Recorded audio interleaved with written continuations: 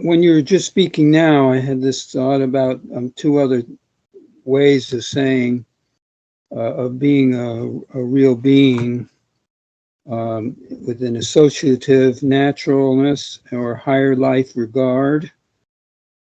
And I think there's a number of other phrases that could be thought of.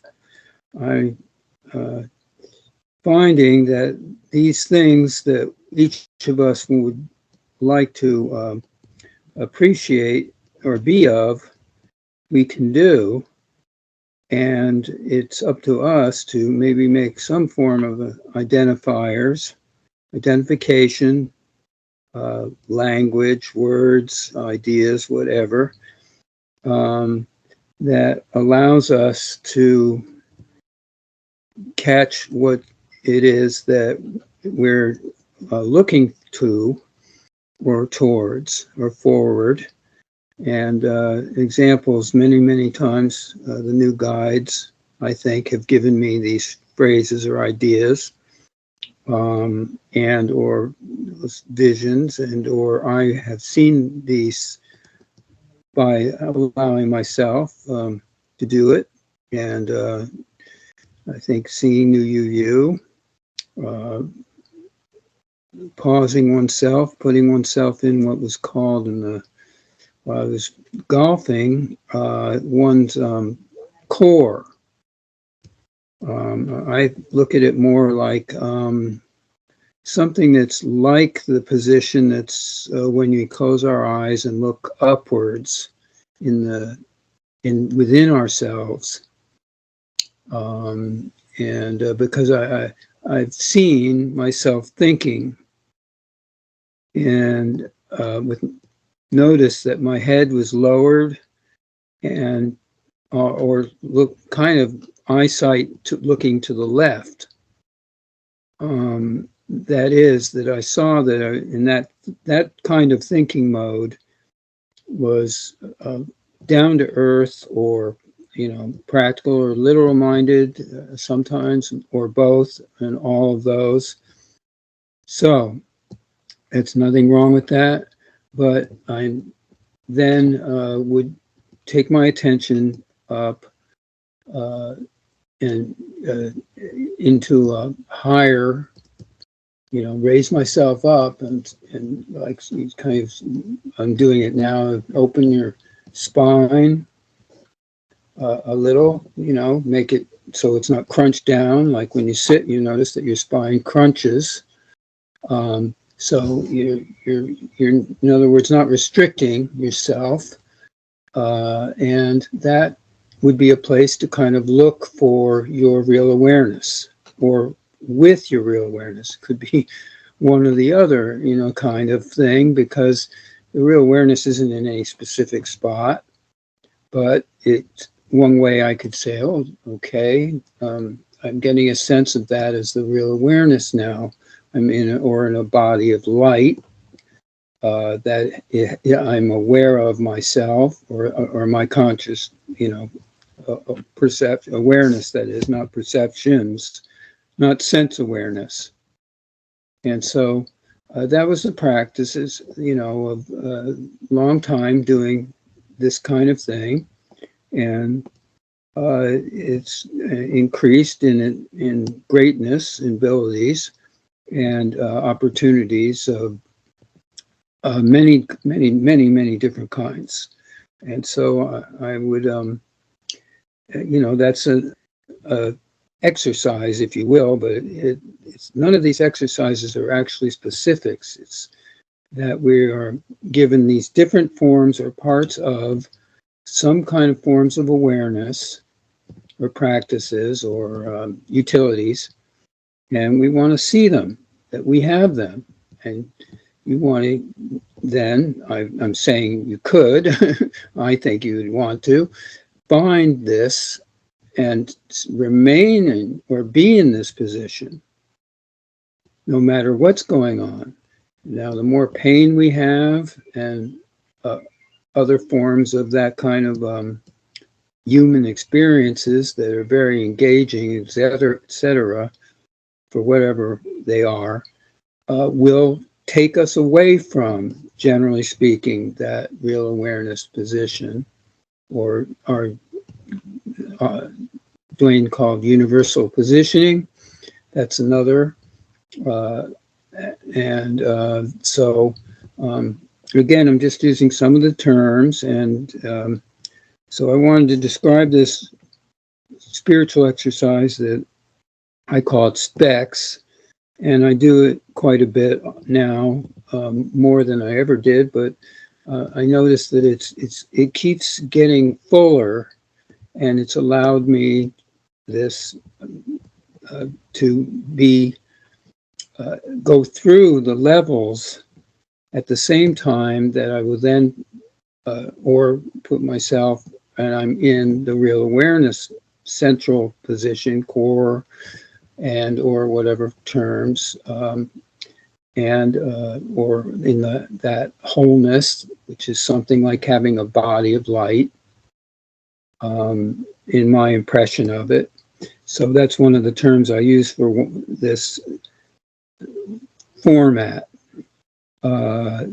formula, that is these 7 bodies, or not 7 bodies, 6 bodies.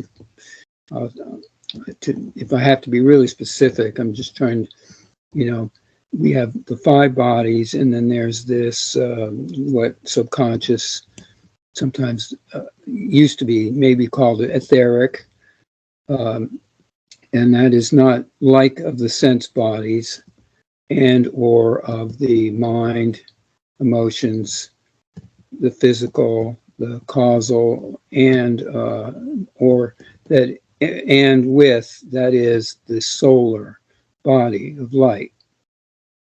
And so to me, for myself, the goal at the moment is being in the body of light all the time. And that may not be, enlightenment and all that blah, blah, blah, blah, blah, and whatever. But I think that is the center. I mean, for me, that sounds like yes. And so I'm experiencing that, and it's helping my creativity is completely open, and it may take quite a bit of time, but all beings need to do is have that acceptance and the agreement with, and our allowance. We are doing it. This is all available to us. And I was thinking, that other thought I had this just now was about this. We have all this available, and everyone has it always available. The main thing is that there is no, or hardly any, allowance for recognition. And this, even an inkling of, I'm not going to allow myself to recognize, is enough. But just generally speaking, the people have this line. It would be like saying, no matter what's going on, someone can get away from danger, can avoid a dangerous event or experience, and always have the opportunity to be aware of something that may be coming at them, that they may not even know is out there. And just do one example of that, keeping oneself in the real awareness, and everyone has that capacity. It's not something that's like learned and we never had it with us. It's constantly, it's always available. I guess we see that in the children sometimes when they show their brilliance and their openness, very, very young, that type of thing. And you can see, I've also seen some of the children that actually you can see how very, very old they are. I mean, they're aware, and or they have had experience, and they are. It's not a blank slate type of idea that children are. Just these innocents. And I'm not saying that they're not innocent in certain capacity, which is very much true, also. So those two things are always going hand in hand, and we are all there with, well, how much am I open to being recognized, or I'm allowing myself the recognition of the real awareness, or am I, not, or being lesser, or I'm going to put all my attention something that is not of that wholeness, which is still, you have your wholeness of our personal attention. So yes, it's going to be a wholeness. And so that is an expression of how the isness of that is with us, always, even if we don't really see the wholeness of what that capacity is, but we're putting it all into whatever the endeavor or focus that attention is. And it might be a certain, then what's that attention? Well, that's all some career thing, a family relationship thing, artistic creative thing, or business, or whatever. And there it is. So I'm bringing this full circle with, I've been just watched a few minutes about the fires that are in Malibu and Los Angeles at Hollywood, which is just phenomenal. I've lived there. I know the areas that are burning and so forth. And they said that some people actually couldn't get out. They were in their cars trying to get out, or they had to abandon their car because they couldn't, that kind of thing, for whatever, situation. But it seems to me is very, the 100-mile-an-hour winds, it's like I'm going, what's going on here? And there is something going on. It's very strange. This is happening the same time that the United States, we're putting to rest the 100-year-old man, Carter, the president, and there are 5 presidents who are attending this funeral that's right now. And this is happening at the same time. The two East Coast and West Coast of the country, it's like the whole country is burning up, and the other side, the east side, is freezing. It's very cold here in Florida. I mean, really cold, really unnaturally cold, just below 30 temperature low, but it can get colder. And again, I'm not saying that they're all completely related. What I'm looking at is the fact that these things are concurrent with the state of the consciousness, and there's a connection with all of these things with their, I'll say it this way, a lack of awareness, lack of recognition, the unwillingness for people to explore this real, true reality, and to stay in this manufactured, only one-dimensional, cultural, social, religious, business, economic, physical,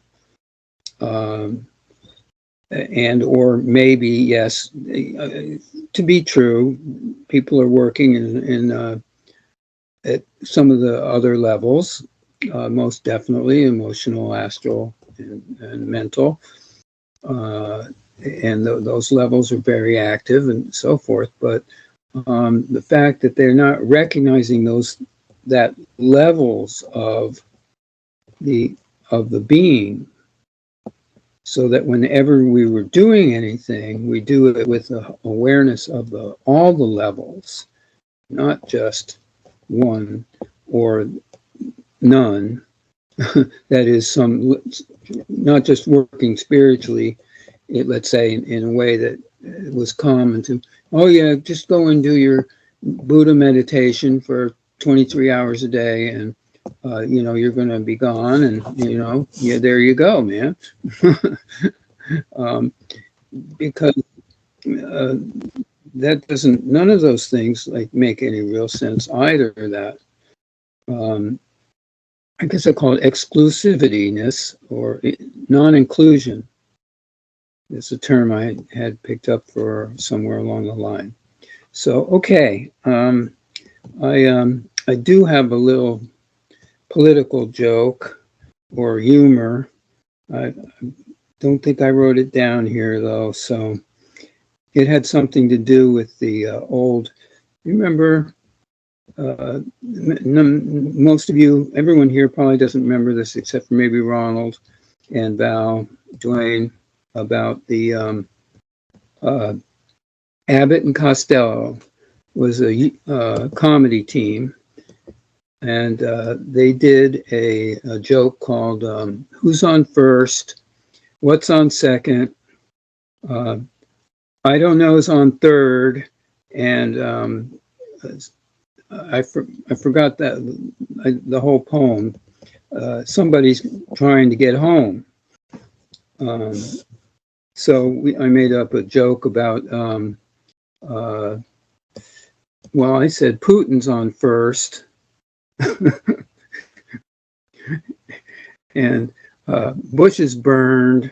I've got a bunch of different phrases, but the simple one was, who's on first? No, Hooden's on first.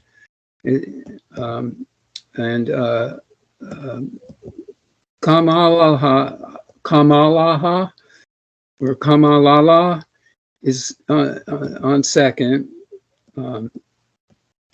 T's on third, and he's on his way back to stealing home.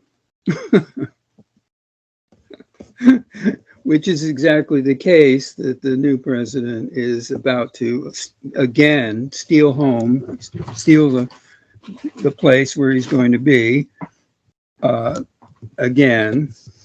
And I think it's kind of funny because it represents the tension. Someone will enjoy that kind of joke, but if we tried to say that Hooden on first, okay, means Joe Biden is the outgoing president who's in his bid end, his bid ending, and he is also in semi-dementia, Alzheimer's, or some such that he's going to have to deal with, it looks like, and he's not made himself aware. So Kamala was the female vice presidential candidate who had a chance to actually become aware, really environmentally conscious, really truly humanistic, and all of that.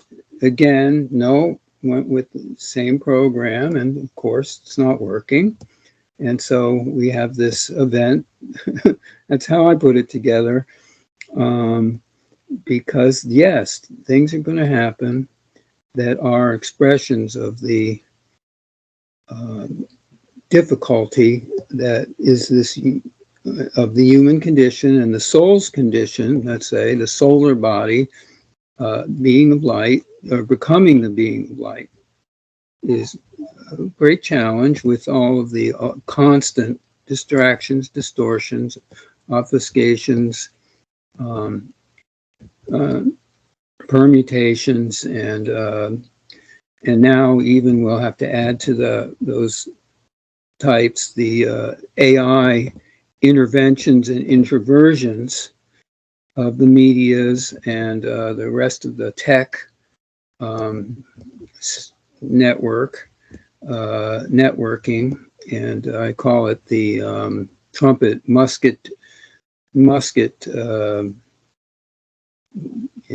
Have fun with that, because those two guys are part of that whole conditioning domination, and the rest of the monopolistic Amazonia here by Bozos and Belgate.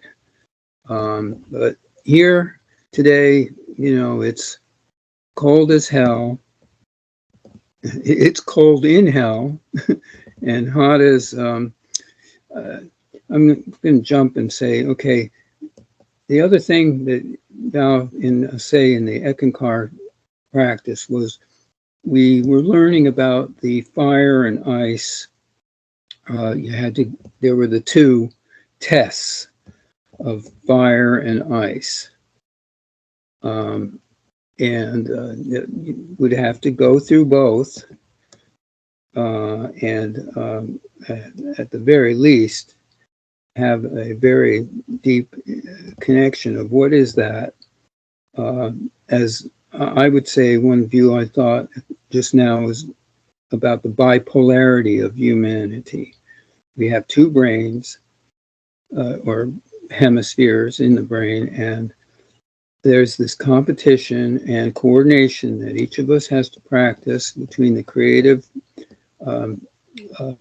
side and the literal, specific survival mentality side. And there's all other kinds of terms, same thing. Is these terms always have all these different terminologies, and I wish that we could have a better way of saying them in terms that the Persian would have for themselves in Farsi and or whatever the language it is, and French as well, of course, and so forth. And so I guess I'm saying this is all spontaneous. I'll just finish with what I'm thinking of is that we need to be doing this providence of not just information of at all, it's really not information, but this availability that allows anyone who's in whatever they're doing, walk or religion, nationality, race, sex, and cultural, or the, what do you call it, intersocial relationship context, to be able to let the people see the non-dependence on those old contexts and religious, or as an example, or the nationality, because none of those things are going to be the wholeness. Nothing is the wholeness or the isness. Obviously, no specific humanly created or, let's say, universally created specific thing is going to be of that wholeness or the isnesses. I mean, not directly, which is the important thing to recognize, because there is no, like, okay, there's this one line, one group, one nationality, one sexual identity, whatever, or metaphysical practice, or new you persons, it's like that, etc. And my sense of just saying it was, the new guides, they're really open to when they will allow, you know, this as everything that Val spoke of describes the whole thing I meant there. So yes, and that to me puts it together that we are that, and so we have to, yes, first recognize it, and sooner better. It doesn't matter, there's no time. And then how can we facilitate within some form or something that we're sharing that will make it. And I guess I'll say that relates very much definitely to, let's say, I'm looking here right now at Dwayne's the great writer's quote that was just posted. And I'm going to try and see if I can.